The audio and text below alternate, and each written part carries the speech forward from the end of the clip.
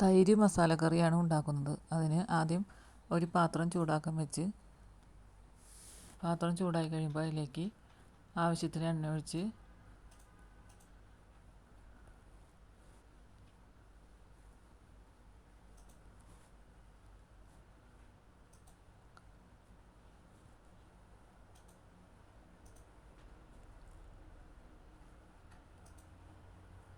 എണ്ണ ചൂടായി കഴിയുമ്പോൾ അതിലേക്ക് ഒരു ടീസ്പൂൺ കടുകിട്ട് കടുക് പൊട്ടിയതിന് ശേഷം ഒരു ടീസ്പൂൺ ചെറിയ ജീരകം ഇട്ട് കൊടുക്കുക. അതിന് ശേഷം കറിവേപ്പില ഇട്ട് കൊടുക്കുക. അതിന് ശേഷം അരിഞ്ഞു വെച്ചിരിക്കുന്ന 3 പച്ചമുളക് ചേർത്ത് കൊടുക്കുക. പിന്നെ 2 കുടം വെളുത്തുള്ളി ചേർത്ത് കൊടുക്കുക.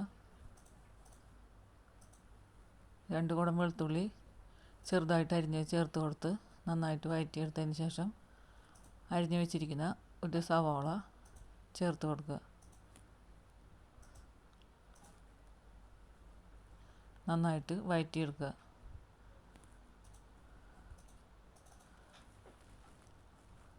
അതിലേക്ക് ആവശ്യത്തിന് ഉപ്പിട്ട് കൊടുക്കുക.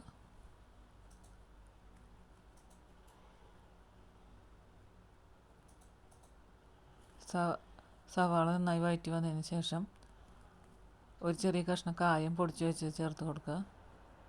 1/4 ടീസ്പൂൺ മഞ്ഞൾപ്പൊടി, 1 ടീസ്പൂൺ മല്ലിപ്പൊടി,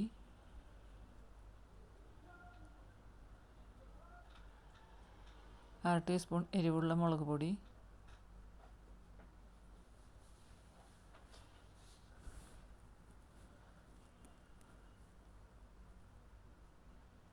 2 ടീസ്പൂൺ കാശ്മീരി ചില്ലി പൗഡർ ഇട്ട് കൊടുക്കുക. നന്നായിട്ട് വഴറ്റിയെടുക്കുക. നന്നായി വഴറ്റി വന്നതിന് ശേഷം പച്ചമണമെല്ലാം മാറിയതിന് ശേഷം നന്നായി കട്ട കളഞ്ഞ് അടിച്ചു വെച്ചിരിക്കുന്ന പുളിയില്ലാത്ത തൈര് 1 കപ്പ് ഒഴിച്ചു കൊടുത്ത് നന്നായിട്ട് മിക്സ് ചെയ്തെടുക്കുക. അടുപ്പ് ഓഫാക്കിയതിന് ശേഷം തൈര് ഒഴിച്ചു കൊടുക്കണം.